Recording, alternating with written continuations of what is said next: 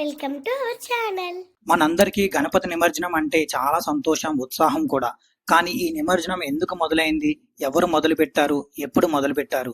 దీని వెనుక ఒక గొప్ప చరిత్ర ఉంది. ఈ సాంప్రదాయం కేవలం ఒక పండుగ కాదు, స్వాతంత్ర పోరాటానికి ఒక ఆయుధం కూడా. ఇవాళ మనం గణపతి నిమజ్జనం ఎలా ప్రారంభమైందో, ఎలా స్వాతంత్ర పోరాటానికి సహకరించిందో, మరియు ఇవాళ ఇది ఎందుకు అంత పెద్ద ఉత్సవంగా మారిందో తెలుసుకుందాం. Let's begin to our video. 1857 తర్వాత బ్రిటిష్ వాళ్ళు భయపడి భారతీయుల ఐక్యతను భంగం చేయడానికి ప్రయత్నించారు. పెద్ద పెద్ద సమావేశాలు, ప్రజా సమావేశాలు, రాజకీయ మీటింగ్లు నిషేధించారు. ఒకరినొకరు కలుసుకోవడం కూడా కష్టమయ్యే వాతావరణం సృష్టించారు. కానీ భారతీయుల హృదయంలో స్వాతంత్రం కోసం ఒక నిప్పు ఎప్పుడూ వెలుగుతూనే ఉంది. ఈ సమయంలోనే మన దేశాన్ని ఒక్కటి చేయడానికి ఇక్కడి నుంచే కథలోకి వస్తారు బాలగంగాధర తిలక్. తిలక్ గారు ఒక మహాజ్ఞాని, పెద్ద దేశభక్తుడు అండ్ రాజకీయ నాయకుడు కూడా. ఆయనకు ఒక ఆలోచన వచ్చింది. పూజలు, పండగలు అంటే బ్రిటిష్ వాళ్ళు మనల్ని ఎప్పటికీ ఆపలేరు. వాటి స్ఫూర్తితోనే మనం జనాలను ఏకాభిప్రాయానికి తీసుకురాగలము అనుకున్నారు. అప్పట్లో గణపతి పూజ చాలా మందిరాల లోపల మాత్రమే జరిపేవారు. 1893లో తిలక్ గారు గణపతి ఉత్సవాన్ని సార్వజనిక ఉత్సవంగా మార్చారు. ఆయన మొదటిసారి పూణేలో పెద్ద ఎత్తున గణపతి విగ్రహాన్ని ప్రజల ముందుంచి పూజలు నిర్వహించారు.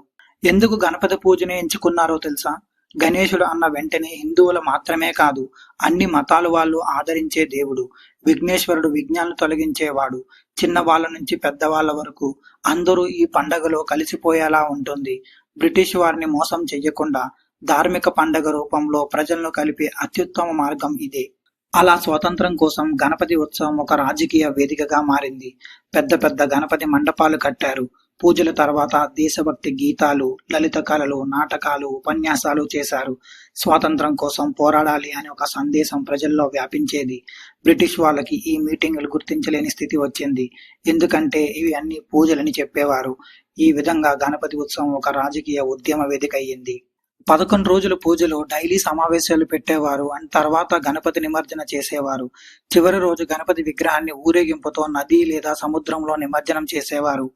ఈ ఊరేగింపులు చాలా శక్తివంతంగా ఐక్యతను చూపించేవిగా ఉండేవి. ఊరేగింపుల్లో వందే మాత్రం, స్వరాజ్యం మనది అనే నినాదాలు వినిపించేవి. ఈ ఊరేగింపులు క్రమంగా స్వాతంత్ర పోరాటానికి ఒక చిహ్నంగా మారిపోయాయి. ఈ ఊరేగింపుల వల్ల భారత స్వాతంత్ర పోరాటంపై ప్రభావం చూపించింది. గణపతి ఉత్సవాల వల్ల దేశభక్తి ప్రజల్లోకి వేగంగా చేరింది. కేవలం హిందువులు కాకుండా ముస్లింలు కూడా కొన్ని చోట్ల ఈ ఉత్సవాల్లో పాల్గొన్నారు. పండుగ ద్వారా ప్రజల్లో ఐక్యత, ధైర్యం పెరిగింది. తిలక్ గారు గణపతి పూజని ఒక సామూహిక శక్తిగా మార్చారు. స్వరాజ్యం నా జన్మ హక్కు, నేను సాధించుకుంటాను అనే నినాదం కూడా ఈ వేడుకల ద్వారా వ్యాపించింది.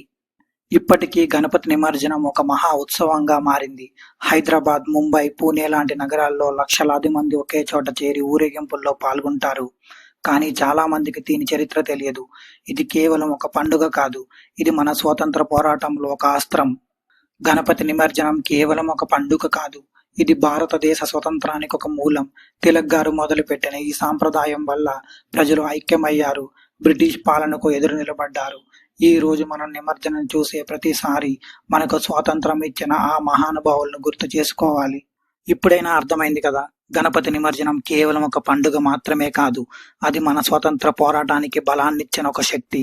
తిలక్ గారు చూపిన దారి వల్ల ప్రజల్లో ఐక్యత వచ్చింది, ధైర్యం పెరిగింది. ఇప్పుడు ముంబై, హైదరాబాద్, పూణే లాంటి పట్టణాల్లో లక్షలాది మంది కలిసి నిమజ్జనలో పాల్గొంటున్నారు అంటే దానికి కారణం తిలక్ గారు. ఇది ఒక సాంప్రదాయం మాత్రమే కాదు, మన దేశ చరిత్రకు గుర్తుగా ఉంది. ప్రతి ఊరేగింపు, ప్రతి నినాదం, ప్రతి గణేష్ మండపం మన వాళ్ళు బ్రిటిష్ పాలనలో ఎలా పోరాడారో గుర్తు చేస్తుంది. కాబట్టే ప్రతి సంవత్సరం మనం నిమజ్జన చేస్తూ తిలక్ గారి కళను మాత్రమే కాకుండా మన దేశ గర్వాన్ని కొనసాగిస్తున్నాం. ఇలాంటివి మన చరిత్ర, మన సంస్కృతి వెనుక నిజమైన కథలు తెలుసుకోవాలనుకుంటున్నారా? Thank you for watching. Please subscribe.